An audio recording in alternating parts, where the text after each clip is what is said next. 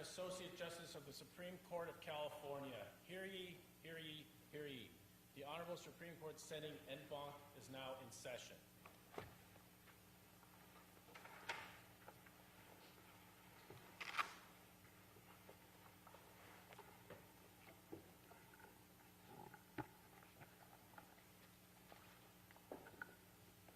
Please be seated.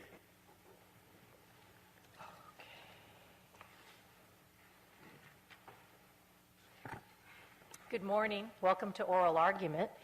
Before I have the clerk call the calendar, we'd like to welcome some of our visitors in the courtroom and in the overflow auditorium at the lower level.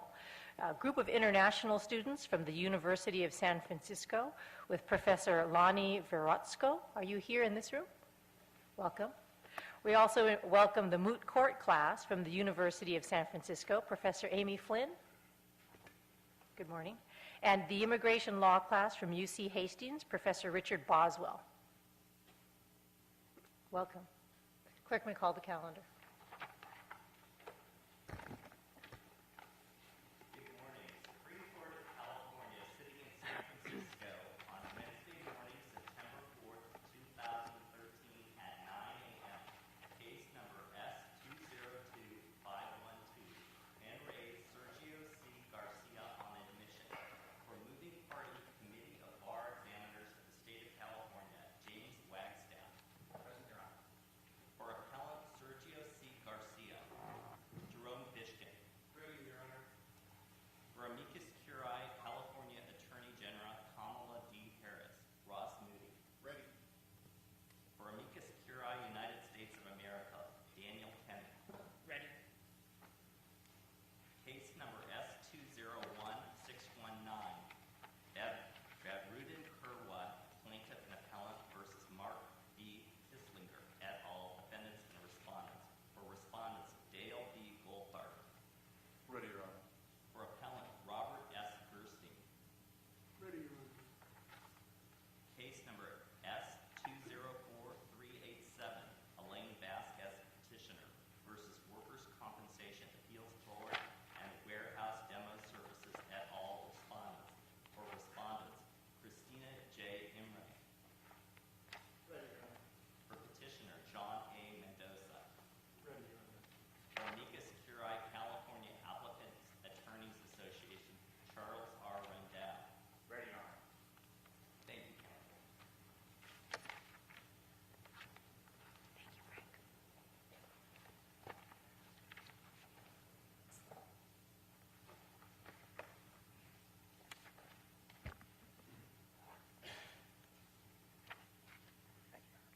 May it please the Court, I'm James Wagstaff, appearing on behalf of the Committee of Bar Examiners of the State Bar of California. This case raises the ever vital question, whether there is or should be a rule requiring the blanket screening and rejection of bar applicants solely on the basis of their immigration status. Mr. Wagstaff, as I see it,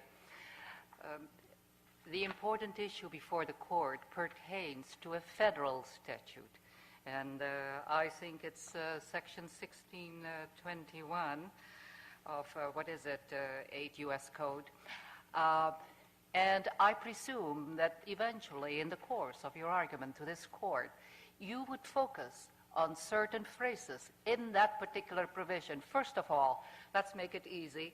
Generally, what does this particular federal statute prohibit? What this federal statute prohibits, Your Honor, actually is allowed, of course, because the statute itself allows states to enact laws. But as to situations where the law is not enacted, Your Honor, it says that states shall not give public benefits that are of a particular type, including professional licenses, that are provided by an agency of the state or by appropriated funds. Those are our terms that we're looking at. And I presume that initially you're going to focus on an agency of the state. Well, I am, Your Honor, but perhaps I should start with that very, how do we read the statute? Because it's a statute by which is attempting to take away existing police power. We have to ask ourselves whether a federal statute can be read to take away long-existing plenary power in the absence of clear and manifest language. That's the prism through which we analyze the statute. Just to unclear my personal confusion, would you be kind enough to explain to me, in reading the statute, the federal statute, 1621, it does allow the state to do something contrary to that federal statute. Is my construction correct? It is, Your Honor. All right, next question. That's why people have called this an authorizing statute. Next question. Yes, Your Honor. Can you point to any particular California legislative act that goes completely contrary to the federal statute and does allow what you are asking this court to allow? As to a legislative act, Your Honor, I cannot. I can simply say, however, that the statute uses the word law, not statute. Law, of course, I teach civil procedure, first day of class. So? What a law can be, of So course. we can make up the law. You can, Your Honor. Mr. Have we done Wagstaff? so? Really? Mr. Wagstaff, let me ask you, we're Wait, here wait, to did- decide congressional intent Yes, Your Honor. of a 1996 statute contained in an act, in a portion of the act called Restricting Welfare and Public Benefits for Aliens, end quote. And just so we're clear, we're talking about 1621 1CA, and that whole statute of 1621 expressly denies public benefits from certain, quote-unquote, language of the statute, aliens. And that includes public benefits under A, C1A, and C1B. But the one we're concerned about today is whether or not a license, professional license, is prohibited. And it's clear that the statute prohibits professional licenses provided by a state agency, that's one prong, or professional licenses by appropriated state funds.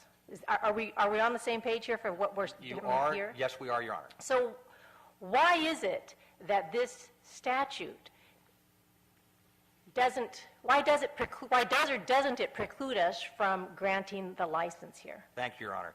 Section 1621 does not, as is required, clearly and manifestly displace this court's long-established plenary power to license lawyers. And if I may explain.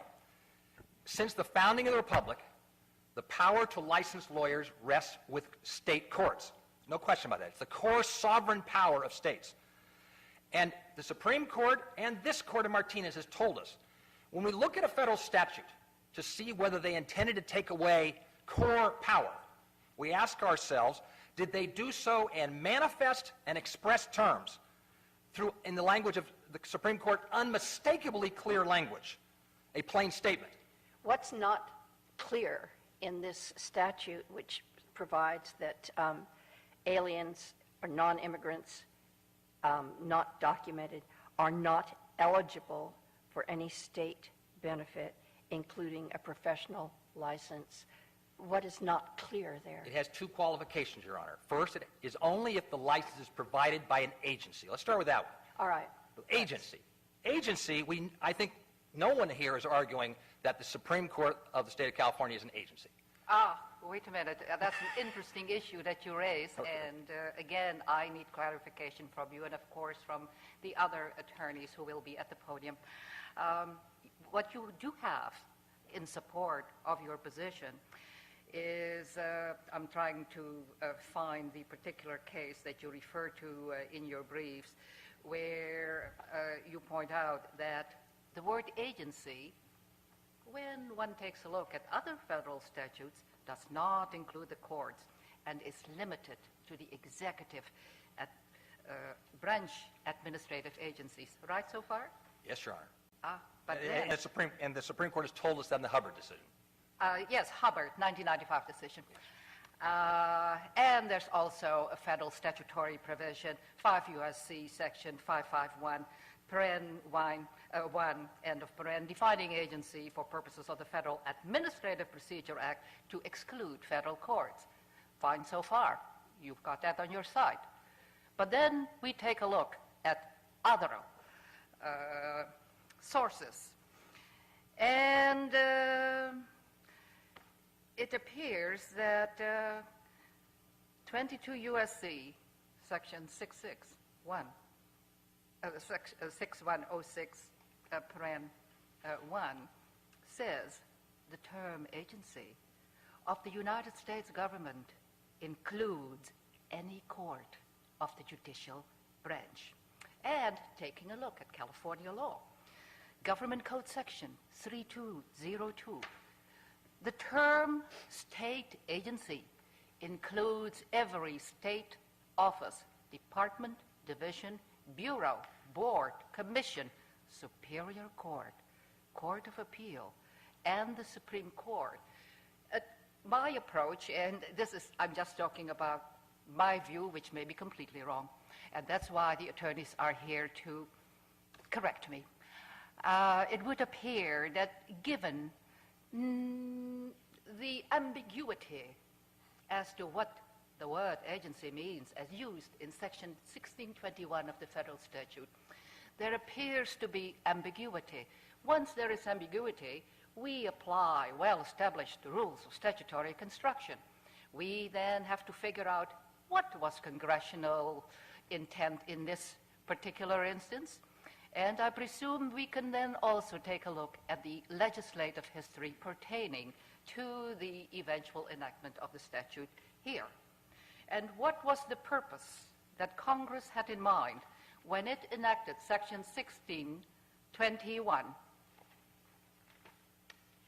Your Honor, 1601, which is the lead-in... 1621. 1621, Your Honor. Your Honor, I think with respect to the definition of agency, this Court has told us repeatedly you use... I'm talking about the purpose. Would we be correct to say that when one takes a look at what may have been behind the congressional intent is the restriction of the availability of public benefits to those people who are not lawfully here, thus presumably reducing the incentive to come into the United States unlawfully? Is that, I'm trying to figure out what the purpose was of Congress. The first word of the purpose section 1601 is self-sufficiency. Is the government funding the benefit? Is it through funding the benefit? In this case, of course, the facts show that the government is not funding the benefit because the Well, you're skipping to the second prong at this point. Are you not? I was asked about the purpose of the statute, but if I could, the usual and ordinary meaning of agency does not include courts. It would have been. I am talking, Mr. Wagstaff, if you will forgive me for interrupting you. What is the general purpose, or what was the general purpose behind the congressional intent? At this point, I am not focusing on agency. That is afterwards. The purpose of the statute is as written, is if a benefit is provided by an agency or if the benefit is provided by the appropriation. That's the purpose of the statute, designed to encourage self-reliance of those who are undocumented immigrants. I have a couple questions. Please, Your Honor. First of all, congressional intent is paramount in this case. It is, Your Honor.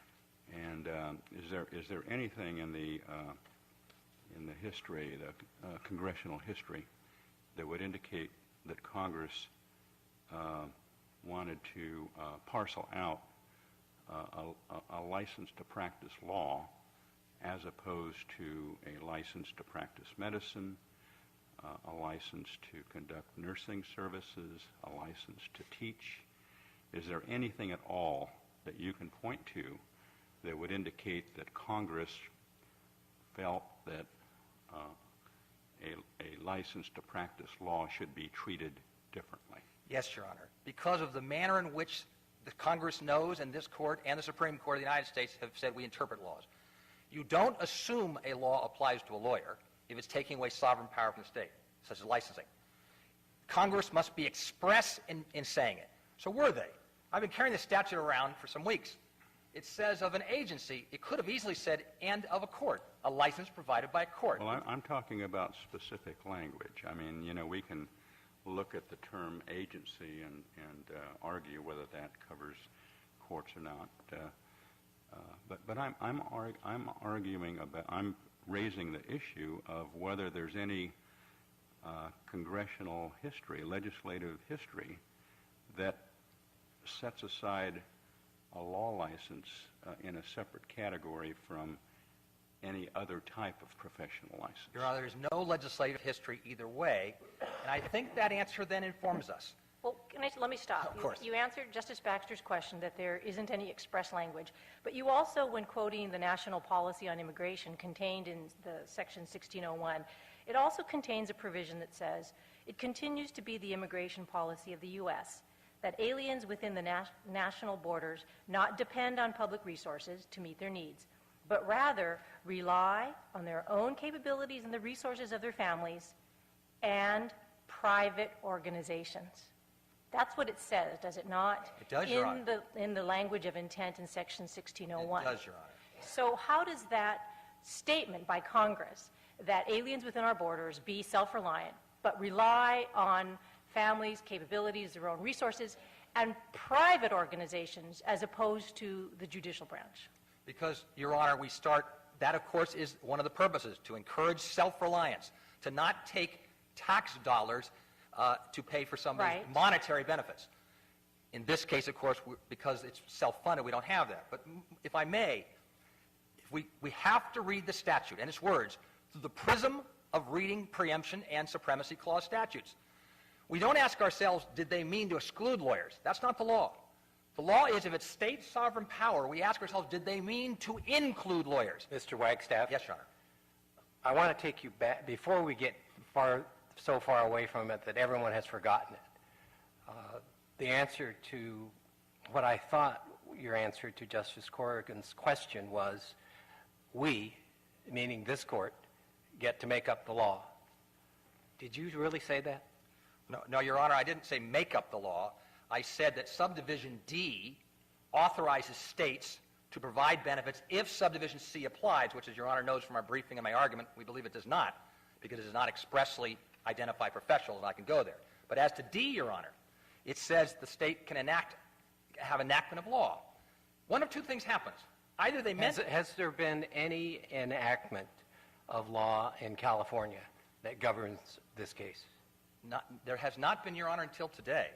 And I say that because enactment of a law, if Congress meant to include law licenses in C, which we believe it clearly did not because historically they didn't reference courts. So your answer is no? The answer is that... Until today? If there's a requirement that we get to D... Who is acting? This court would be acting, as it has throughout. I've been in this court several times where the court has created rules of court in the case itself, as it's permitted to do. Do we commonly refer to that action as enacting a law? Well, Your Honor, that's the glory of the computer. Many times, actually. Courts across the country have said when you... Have we ever done that? Excuse me? Got one from California by any The chance? Warden decision, Justice Kennard in dissent, talks about laws created from many sources. The Justice O'Connor in McFarland talks about enacting rules. I wouldn't doubt Yeah. or disagree with you for a moment that this court articulates the common law. It is one of the wonders of Anglo-American jurisprudence. I'm wondering whether or not anyone has referred to that creation of the common law as an enactment of the law. Your Honor, no, but when this court makes policy determinations on rules, it is, of course, acting in its legislative capacity. Mr. Wagstaff, Yes, do Your you Honor. agree with me? Two questions. Do you agree with me that 1621D, when it talks about enactment of a state law, is a bit ambiguous? So first question, why is the judicial branch not a state agency, when we're in 1621C1A, but we are one in 1621(d)? That's my first question. Okay. And my second question is, given the ambiguity, the House Conference Report on this case, on this statute, says that no decision of any state or federal court shall provide a sufficient basis for a state to be relieved of the requirement to deny benefits to illegal aliens, end quote. So first, Your Honor, the first question, which is the anomaly. The anomaly, if the courts are somehow covered by C, and I submit they are not for the reason in our brief, and if I get to it, then it would make no sense to have a savings clause that allows a state to do it, but the one public benefit, that is the law license, which this court provides, no one else provides it but this court, that's the one item that's excluded from D. That makes no sense. It's an anomaly. That would be, in many ways, simply a gaping hole. It's not anomalous, counsel. I mean, the statute is written to say state legislatures enactment because perhaps Congress wanted political accountability. They wanted, if a state is going to license undocumented immigrants to do law, medicine, whatever, they wanted it to occur through a politically accountable mechanism. Courts typically don't have that kind of political accountability, and so they chose specifically the instrument of the state legislature to ensure that political accountability.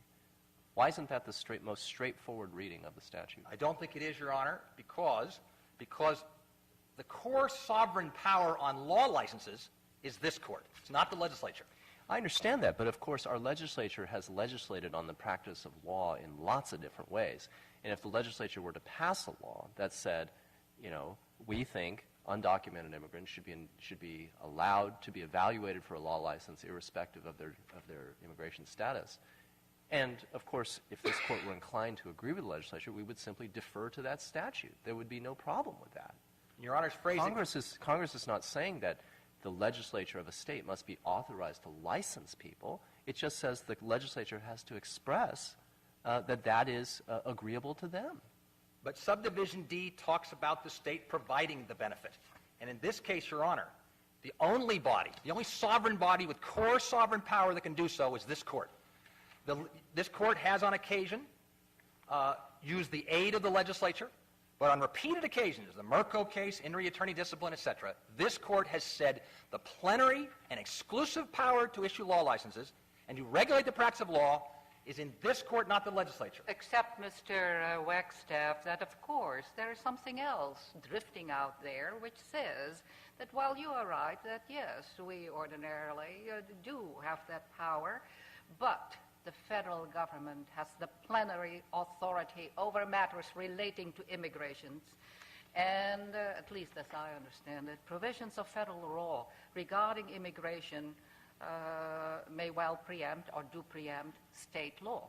And getting to the subdivision D provision, if my recollection is correct, you pointed out to the court, after acknowledging on your part that California's legislature has not enacted a law overriding the prohibition in the federal statute, which is 1621, you, in answer to, I think, a question by Justice Chin, pointed out, but as of today, California has done so. As of today, you and we are in court. And what hasn't changed is that the legislature of California has taken no steps to override the federal statute. And taking a look at subdivision D, it specifically talks about the state overriding, et cetera, and enactment by the state. Are you still taking the view that, that doesn't mean much, even though the court is not the legislature, it can do so because the court does issue licenses. But then, of course, you get back to the point that I raised, Congress has plenary authority over immigration issues. Mr. Wagstaff, you may answer the question. Your time's expired. You have 2 minutes for rebuttal. Thank you, Your Honor. Your Honor, the plenary authority of Congress over immigration has been addressed by this court in Martinez, which says in this statute, we read the statute's terms. So we're not talking about immigration occurring here. This statute's terms says if the license is provided by an agency, this court is not an agency, and the Congress could have easily included those words and did not. The plenary authority of this court cannot be taken away by accident or surprise, or it has to be clearly and manifestly. So all we're left with is that somehow this court's salaries and the overhead are paid as appropriations, and therefore somehow that must mean the statute takes away the police power. Let me suggest that that is an Escher painting, not clear and unmistaken, because this court, while it receives general appropriated funds as overhead and salaries, this court does not, that the appropriations are not licensing lawyers, this court is licensing lawyers, and therefore subdivision C does not apply to professional licenses because the law says if you're going to take away a court's plenary authority, you must do so unmistakably, not through accidental interpretations of a word appropriation, that statute does not apply to the licensing of lawyers, and therefore the interesting issues of enactment do not need to be reached. Thank you, Mr. Wagstaff. 2 minutes on rebuttal.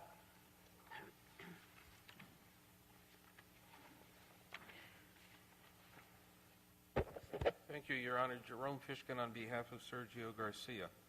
We submit to the court that Business and Professions Code Section 6060.6 is indeed the statute that you've been asking about, and that's because that statute expressly permits somebody who is ineligible for a Social Security number to apply to be a lawyer and be licensed as a lawyer using something other than a Social Security number.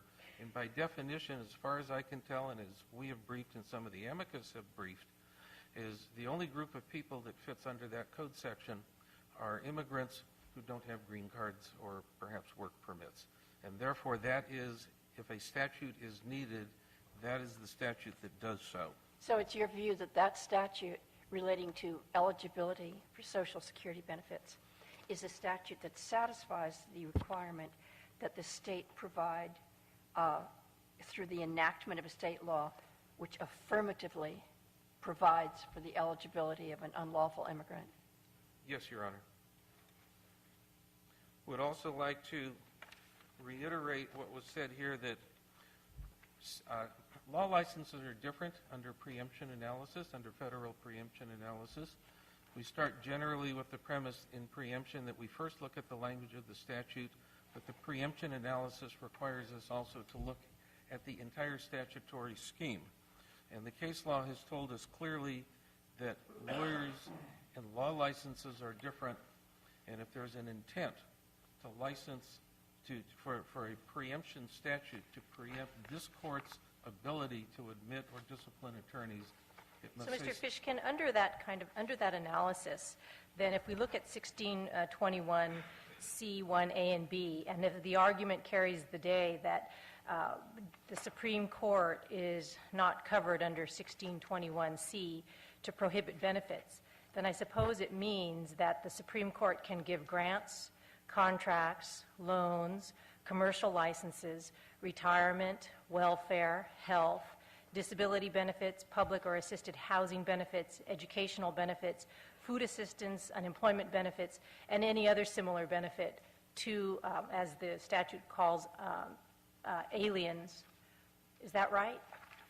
So we would be completely exempt, and the Supreme Court could start granting loans and contracts because this law doesn't apply to us. Wow, are we going to be busy? That's not what we're saying. Well, then are you only singling out professional license? Because that seems to be your argument. We're focused on professional license, but if the Supreme Court is not considered either an agency or considered using appropriated funds, then we're completely out of this statute, and we can give whatever we want.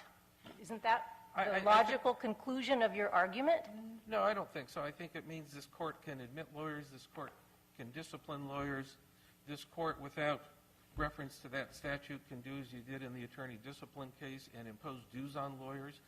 The other powers that you read from the statute are not powers that would typically be administered by the Supreme Court. Well, that's not necessarily true. The courts themselves may engage in grants or contracts, disability benefits, retirement benefits, health benefits.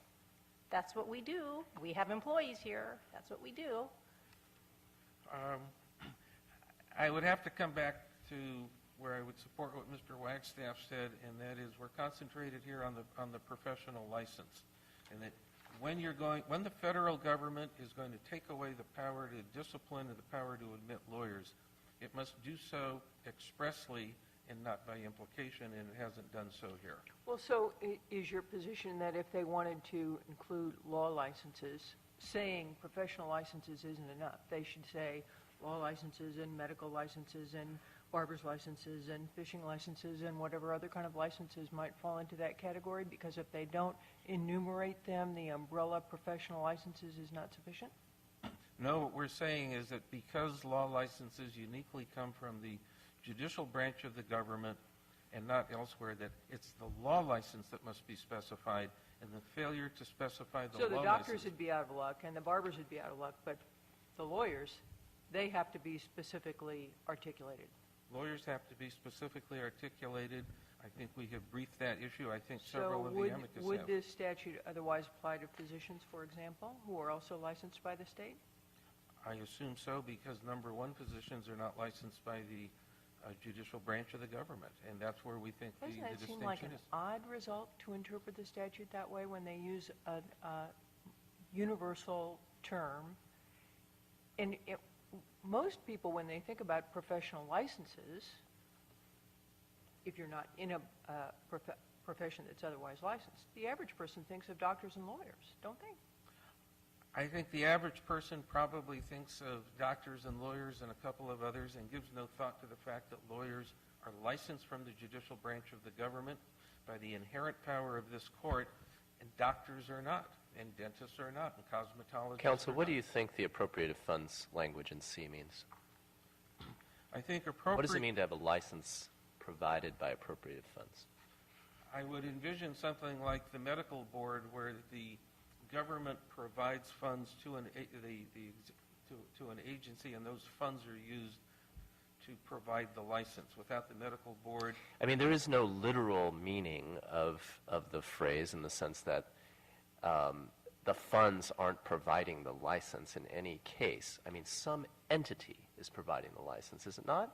well, I mean, certainly, in other words, you have to read that language commonsensically to mean provided by an entity supported by appropriated funds.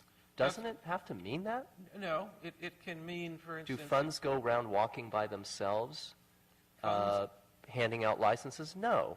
Entities do, right? Entities do, and entities are supported by the funds. In federal legislative process, laws authorize entities, laws authorize programs, but there's also a separate appropriation for them. In the absence of the appropriation, Okay, so now we're at a different point in the argument. You're saying it must be a separate appropriation. Why?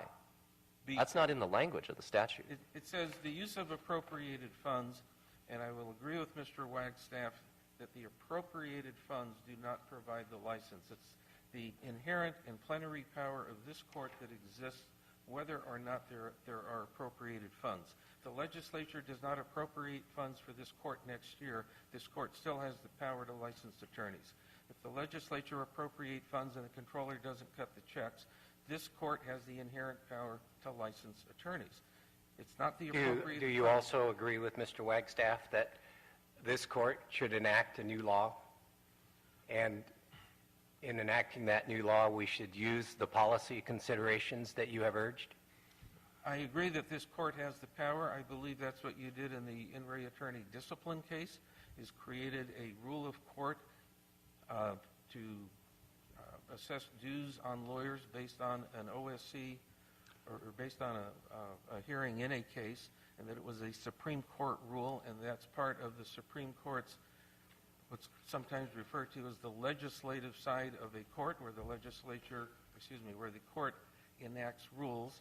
It would fit within or without this statute because And while it we're would only apply to considering, lawyers. these policy considerations, can you tell me whether or not the record has any contrary considerations? In other words, did the amicus from the U.S. Department of Justice provide any contrary policy considerations, or did they just urge us to examine the language of the statute? I think I don't want to speak for the Department of Justice. My recollection is that in the three amicus briefs that were filed in opposition, they focused on such issues as, is this court an agency? Did the enactment intend to discourage immigration or to discourage undocumented immigrants? I think the issue was discussed. How do you discourage a child from following his parents to the country of his choice? This is where family values and legal values intersect. Mr. Fishkin, you say that 60.6 is the affirmative statute that permits undocumented immigrants to obtain a law license. Yes, Your Honor. Putting that aside, the underlying argument, though, I take you agree with this, and that is that 1621 subdivision D is kind of a savings clause, so to speak. There are multiple prohibitions in 1621 about public benefits for, as the statute quotes, aliens, including a professional license. But when you read through the statute and you get to 1621D, it provides specifically that the state may provide for an alien, as described in the statute, to be eligible for any state or local benefit for which the alien would otherwise be ineligible only through the enactment of a state law, which affirmatively provides for such eligibility. So would you agree then that notwithstanding the interpretation of the statute thus far as argued amongst the parties, that clearly the legislature has authority to do and enact an affirmative law that permits a law license, much the same way as we found in Martinez with the Education Code? Yes, the legislature has that authority, I agree. That to the extent there's an ambiguity in all of this, ambiguity is one of those things that factors in the analysis that 1621C does not apply. And it's the ambiguity dealing with lawyers who are licensed by the judicial branch, by this court, not even by the judicial branch, by this court. And that's what makes lawyers different, and that's why 1621C... Can I return you then, counsel, to the appropriated funds language? I mean, I guess I'm not seeing the ambiguity you see. You want to read that to have some additional words, meaning you would add the words specifically appropriated, for the purpose of providing licenses. No, that is not what the statute says. It just says appropriated funds. This is our court operates on appropriated funds. You said, I mean, these two parts of your argument are actually in tension. You say the court is not an agency. The court is the one providing the licenses. That gets you out of the first prong. I'm actually inclined to agree with you on that. The court is not an agency. But the minute you say that, you have to acknowledge that the court is the one providing the licenses, and the court is an entity supported by appropriated funds. It is definitely supported by appropriated funds, and those appropriated funds make it easier and far more convenient to do the job of a court. Indeed, necessary. I disagree. If all the appropriated funds were taken away from this court would still have the power to be a Supreme Court and hear cases and issue orders, and it would not depend upon whether or not somebody basically cut We the could do paycheck. it with the lights off and the heat turned down, but, I mean, it wouldn't really be a court. It would be a court. It would be a whole lot of problems, but I mean, look, by the time we're getting into these somewhat extreme hypotheticals, don't you think you've strayed from the plain reading of the statute? The plain language of the statute is the first question, but not the last question. Mr. Fishkin, I'm sorry, your time's expired. Thank you.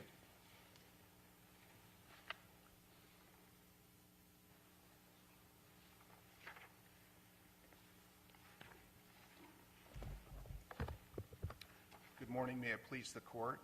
We believe that Section 1621C does not prohibit this court from... Counsel, your brief says that you think that 1621 is, I'm using your words, qualified, right? You think it's a limited proscription. Yes. Other than the law license, in what sense is it limited? When we say that it's qualified, when you look at Subdivision C, they could have stopped after the word commercial license and prohibited any grant, contract, loan, professional, or commercial license, period. That's true, but your brief contains not a single example of anything else you think is exempt from this prohibition other than the law license.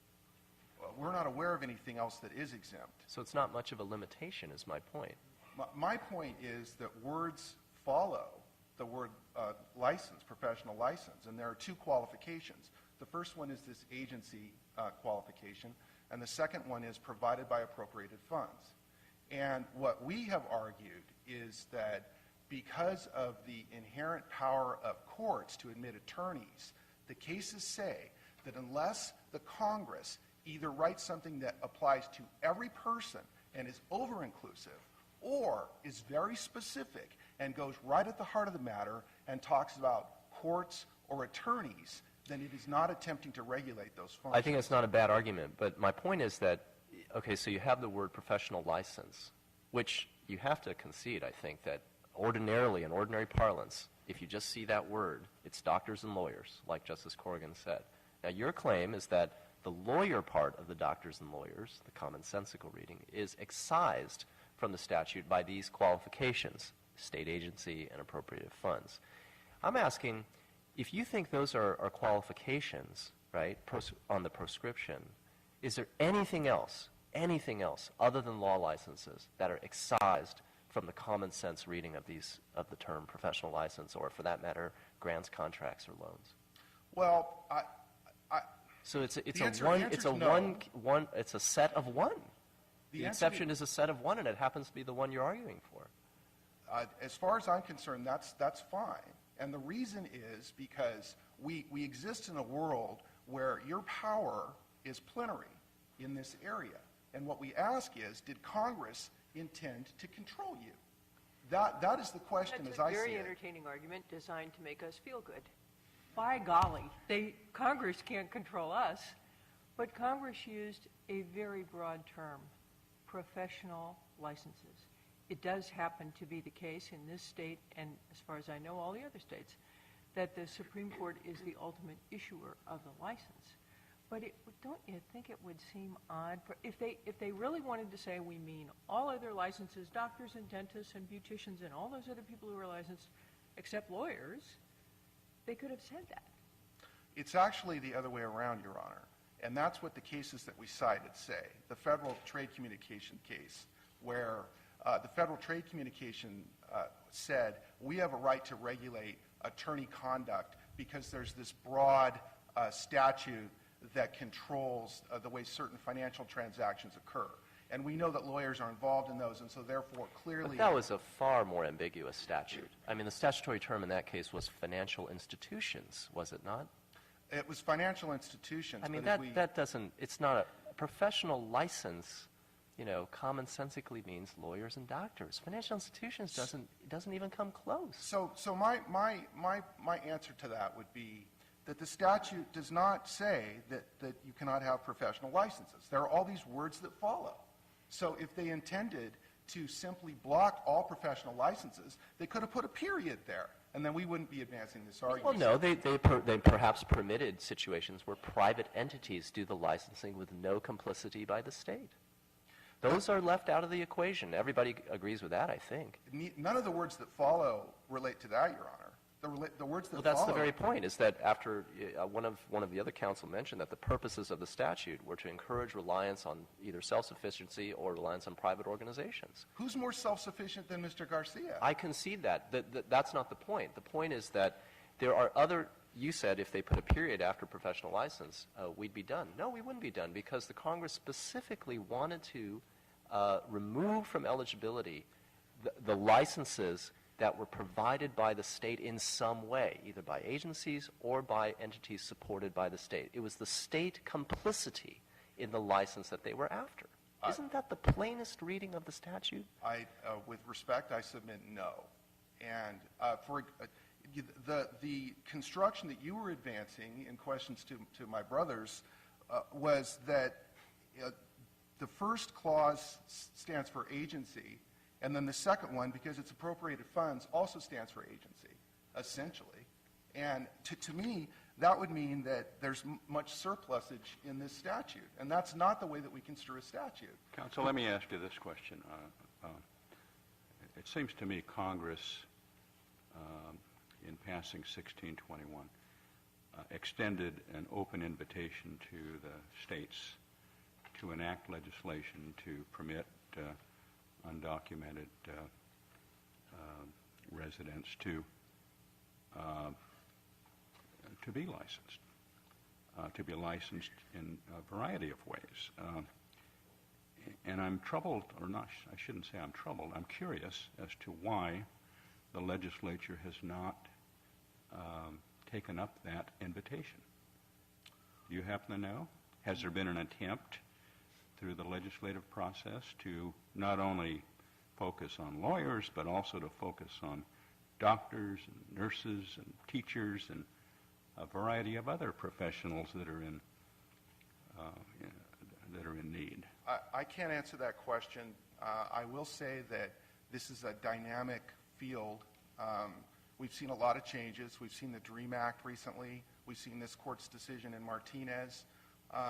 This is I mean, very- I would think that there's a lot of public support for this. I don't know. I certainly haven't taken any polls, but it seems to me it's a classic case where the political process could achieve a lot more than any attempt to ask this court to legislate. Well, I'm not asking this court to legislate. I'm not participating in the 1621D argument. So you aren't endorsing Mr. Wagstaff, your brother, Mr. Wagstaff's argument? We have not advanced that argument. How about Mr. Fishkin's argument that 60.6 can enable us to get there? I think 60.6 is relevant to one of the questions advanced by the court, that you should definitely divide the issue of admission versus employability. I think that statute's relevant to that. I have a question. Oh, sorry for interrupting you. I was just concerned that your time may soon be running out. And if you will allow me to ask you a question at this point, would you? Yes. All right. Thank you very much. I'm intrigued by the 60.6 argument. And if I were on the attorney side, I would rely on that too. So I have questions on that. Is it correct to say that that particular provision allows a person seeking to be admitted to the practice of law in California to submit a federal tax ID number instead of a social security number, right so far? That's right. And you may recall that Mr. Fishkin argued, well, when you take a look at that statute and the provision relating to the inability to provide a social security number, the category of people falling into that class would be persons who are residents here but lack the requisite documentation. At first glance, that has some appeal, but then in taking a much, much closer look at that and rereading the provision several times, it would appear from 1621D, and now I'm flipping to the federal statute, it limits the particular exemption that we've been talking about to affirmatively providing. How is affirmatively providing satisfied here?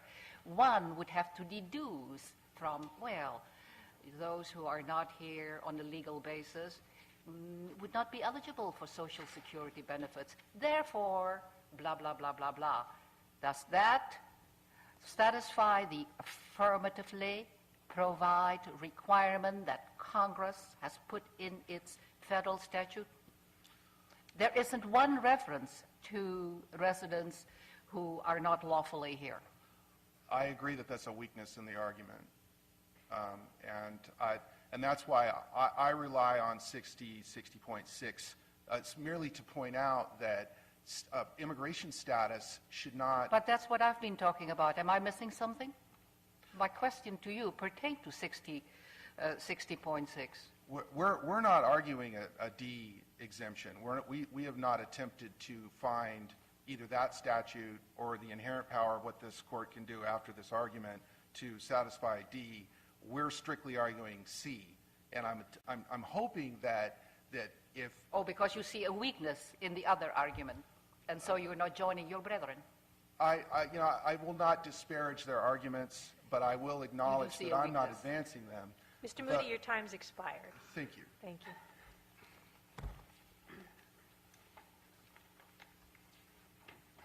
May it please the Court, I'm Daniel Tenney from the United States. Mr. Tenney, would you be so kind as to shed light on a question I have, which is one of the issues raised by the opposing side? And you probably still remember the discussion of the particular issues and the reference to state law, particularly Business and Professions Code, section 60.6, which says, by the way, if you can't provide a social security number, you can just give your federal tax ID number. You remember that part? Yes. Do you also remember the argument on the opposing side that the reference to not having a social security number must mean that it refers to people who are residents but not lawfully here. Well, the language, some of the other briefs on the other side, in the case the State Bar brief, I believe, describes that provision as one applicable, for example, to foreign students who don't have work authorization, who may come to the United States to study law but not plan to work in the United States, and they wouldn't necessarily be eligible for Social Security numbers, and the legislature has determined that such individuals should be able to become members of the bar. So it isn't necessarily limited to a category of people as Mr. Garcia here. I don't know that it would be fair to describe the statute as affirmatively providing for eligibility for people Because who are affirmatively unlawfully... provide is a key phrase, isn't it? Yes, and also unlawfully present, and the statute doesn't say that people who are unlawfully present in the United States are eligible to receive these professional licenses. Has any other state confronted the application of Section 1621, Subdivision C, referencing professional license issued by an agency of a state? Has any other state had occasion to say, this does not pertain to licenses to practice law issued by the state Supreme Court? To my knowledge, no state court has addressed the question. The issue is currently pending before the Florida Supreme Court, and So it hasn't been decided one way or the other That's by correct. any state. Is there any state where they have determined, without perhaps interpreting that subdivision, that the legislature of the state has affirmatively permitted undocumented aliens to be licensed? with respect to law licenses, I'm not aware of any such provision. I'm not saying I know for certain that there is none, but I'm not aware of any such provision. Counsel, can I ask you, supposing you're correct, I've read your brief, supposing you're correct that C applies, I want to return to an argument Mr. Wagstaff made about D, okay? Given that we all agree here that state courts are the ones that issue law licenses, could an enactment of the state legislature provide eligibility for a law license pursuant to D? I mean, this is a weird locution, okay? It says, a state may provide that an alien who is not lawfully present is eligible for these otherwise excluded benefits only through the enactment of state law which affirmatively provides for such eligibility. Now, on one reading of it, this is Mr. Wagstaff's argument, on one reading of it, that essentially means that law licenses can never come under D, because no such legislation could ever affirmatively provide such eligibility. That is because the plenary power to issue law licenses rests in this court. So, in effect, the statute, 1621D, discriminates against law licenses. In other words, all other kinds of licenses can be affirmatively provided for by the legislature, but not this one. Well, I'm not sure why that would be the case. The provision that we were just discussing, 6060.6, identifies a category of individuals and makes them eligible to receive law licenses. No, it says, no, it doesn't. It says the Committee of Bar Examiners may consider the applicant. That's all it says. Whether or not the applicant is or is not eligible ultimately is up to this court. I think that I'm a little hesitant to address hypothetical legislation that may be enacted.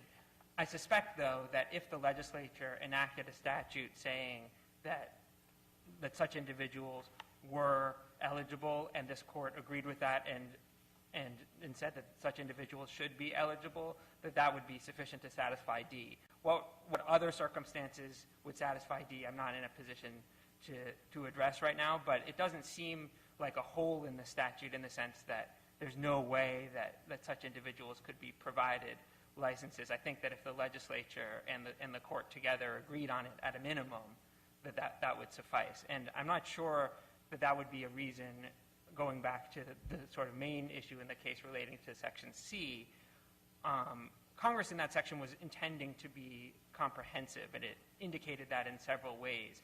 I think that's possible reading, except that the word only appears in that statute, right? I mean, your argument, which actually was my response to Mr. Wagstaff too, is that of course the state Supreme Court could always simply agree with the legislature having enacted such a law. But the statute says only. The state can provide for this eligibility only through the enactment of a state law which affirmatively so provides. Only. Well, I read the word only there to refer to the converse of the only, meaning the circumstance that's precluded is if in the absence of such an enactment, then a state agency you say it's a couldn't just go ahead. necessary but not sufficient condition. Well, it has to be the case that the agency, whether a court or anyone else, is providing the benefit. It's not, you don't sort of, an unlawfully present person wouldn't simply say, there's legislation and so now I get the benefit. They would have to go through whatever process seemed appropriate to the agency or entity conferring the benefit. And I don't read the statute to change that fundamental aspect of state decision-making. Well, but normally speaking, you know, an entity may be providing it, but that entity is not in the same position as the state Supreme Court is with respect to law licenses. Wouldn't you agree?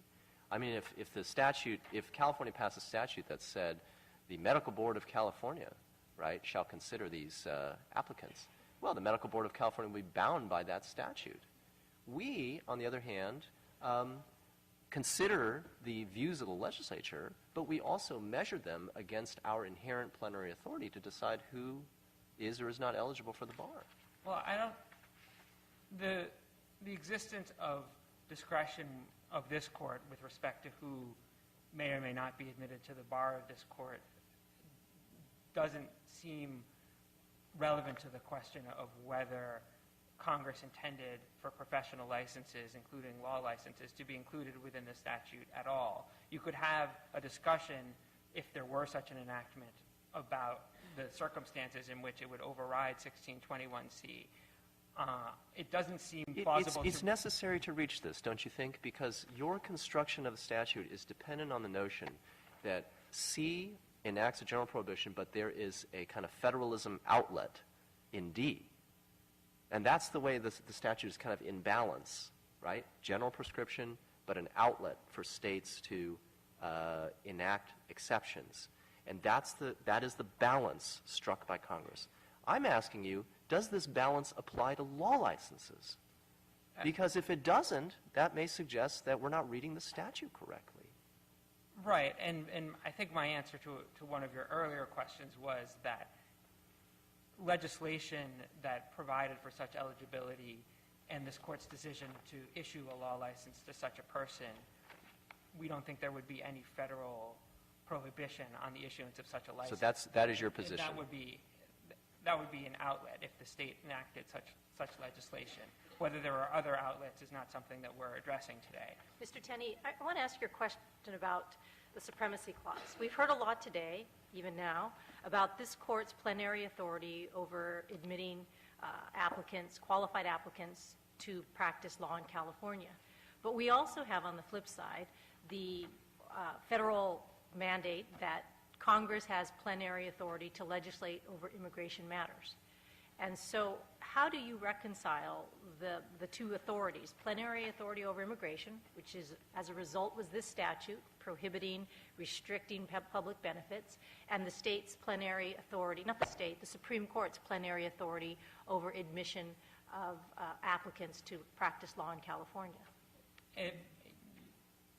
If Congress, as we submit that it has enacted legislation that prohibits the issuance of law licenses to unlawfully present aliens, at least in the circumstances presented here, we would submit that that would control, because Congress, as your question referenced, has plenary authority over immigration matters, and through the Supremacy Clause, if Congress enacts legislation in an area where Congress has authority, then that governs. So our answer to your question really goes back to our conclusion that this provision applies on its face because a law license is a professional license, because Congress used the term any in front of professional license, because Congress used broad language to cover any issuance of a license by an agency of a state or appropriated funds of a state, which Mr. Tenney, on that point, I'd like to ask you, there's been discussion whether this court is an agency of the state and whether funds are appropriated for the issuance of a license. What part of the statute, is your view, applies here? We think that the agency question is a close question, but that the appropriated funds language clearly applies to this court. This court is funded by appropriations, and so when this court issues the license, it's doing so on the basis of having received those appropriated funds. And the point of agency, would you say that a Supreme Court of a state is not an agency of the government? We have not taken a position one way or the other. We think that there are reasonable arguments to suggest that it wouldn't be an agency. At the same time, as was discussed to some degree earlier, there are definitions of agency that would cover a court. But the primary point that we're making is that Congress was intending through this language to be comprehensive with respect to the particular types of benefits that were listed in the statute, including professional licenses. And since this court is a recipient of appropriated funds, and that's how it conducts its business, we think that that is the clause that would govern here. But in any event, the statute as a whole, in our view, governs circumstances in which an organ of the state that is funded by appropriated funds issues a professional license to an individual, and that's the circumstance that we have here. So we haven't taken a position on the agency point specifically, but we think that the statute as a whole and the appropriated funds language in particular covers this court. I just wanted to address the question that was posed earlier about the legislative history of the statute. There is no indication in the legislative history of an intent to exclude law licenses. There's no indication on the text of the statute of an intention to exclude law licenses, and we are aware of no other type of professional license that's issued by or on behalf of an organ of a state that would not be covered by this statute. And so our understanding. Do you think, counsel, that so your opponents, hate even to say opponents, you're a friend of the court, so do you think that the other side's argument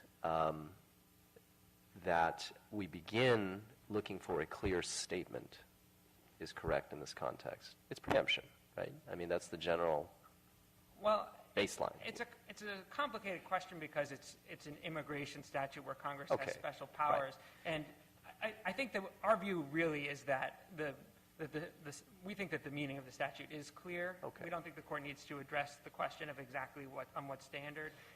The statute uses the term professional licenses. Well, let me ask you about the appropriated funds, because that's the part that your brief focuses on. Do you think it's susceptible to the reading that one of the other counsel said, which is that, what this is really about is about licenses that are provided by funds specifically appropriated to provide licenses?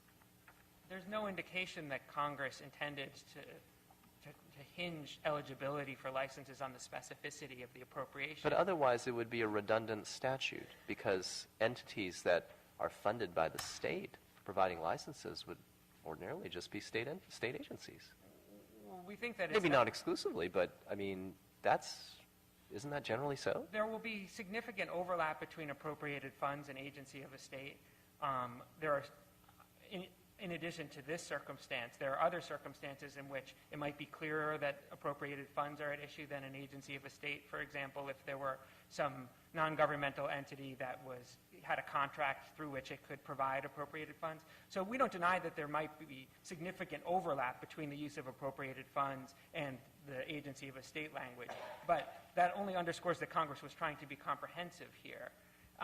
And given that the language, it seems to be indisputably covers every other state-affiliated license, grant, benefit, contract, loan that anybody can think of, our position is that this language was not a means of carving out law licenses, but rather was Congress's attempt to be comprehensive. What about situations, I mean, suppose a license was granted by private entities, right, non-state funded entity, for I don't know what, but for a certain business or profession.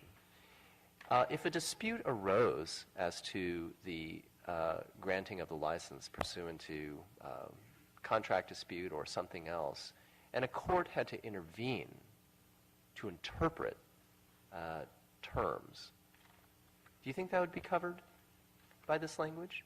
I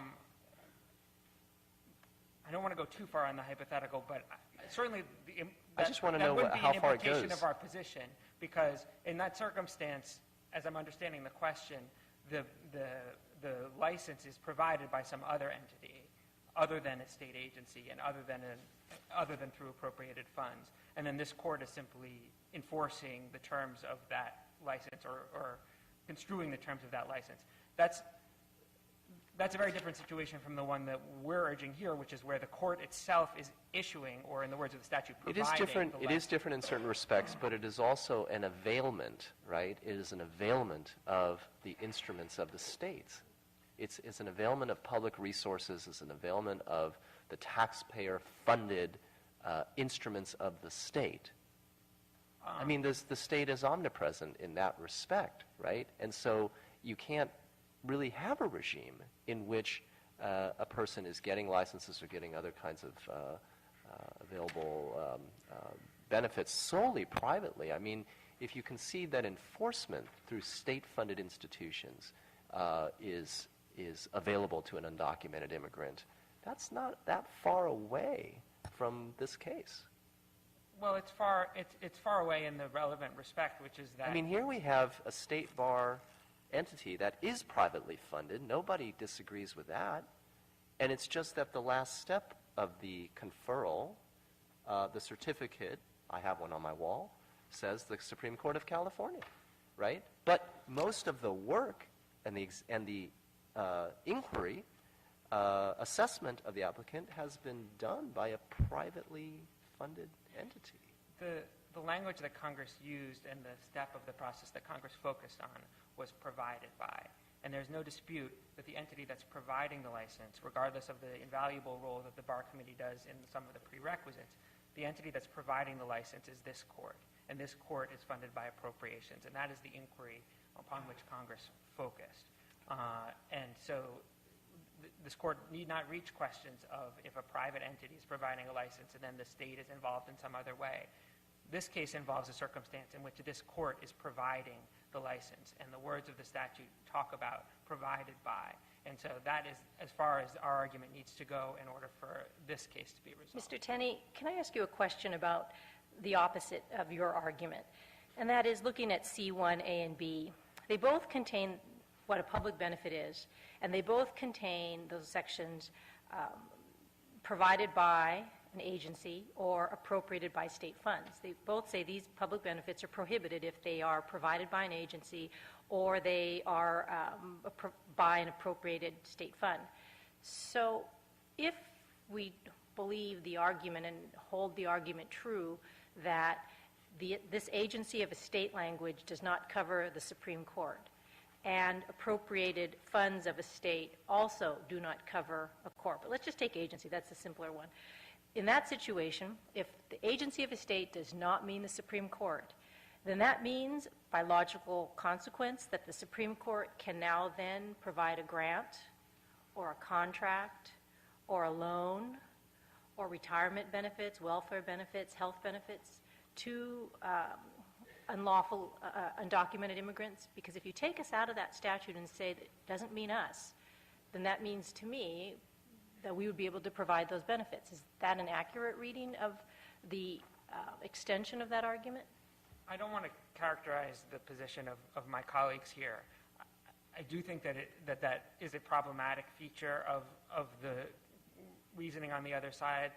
I presume that the question would then be, according to I'm not endorsing this position, but the question would be, well, maybe at some point you would say that those were appropriated funds, but our point simply is that the statute does speak of appropriated funds. It doesn't speak of specific appropriations. It doesn't speak of an amount of appropriations. And so we think that Your Honor is correct to read the whole thing together and say this court, because it's funded by appropriations, if it is providing one of the benefits listed here, then it is covered by the statute. Well, and it also seems to me that if we were to look at the argument that appropriated funds means funds specifically appropriated for funds to provide the license, then we'd have to go to the Budget Act of the California state government and look up all the line items and see where and what wasn't specifically line item appropriated.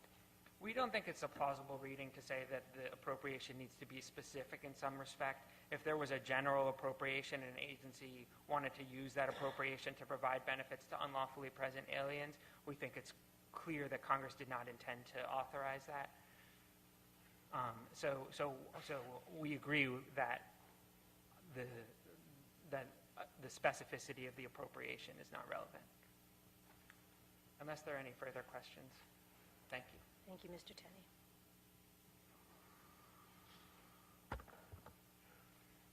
Thank you, Your Honor. 1621C cannot strip this court of its core function. That's admission and discipline, not contracts, not grants. Its core function, unless it does so in clear and unmistakable language. Look at the statute. It doesn't say all professional licenses are covered. It says, one, they're only covered if it's issued by, it's provided by agencies. This court is not an agency. Congress could have easily added the terms to make it clear and manifest by an agency or of a court. It did not do so.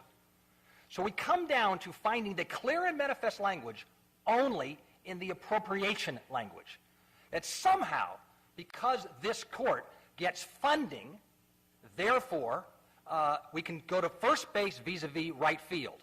Because it gets funding, it's clear and manifest. May I suggest, Your Honor, the overhead salary theory is not a clear and manifest deprivation of this court's core function. So, Your Honor, as to contracts and grants, that's not the core function that's subject to this rule. Well, let me ask you this question. Yes, ma'am. It has been addressed before, but I'd like to hear it.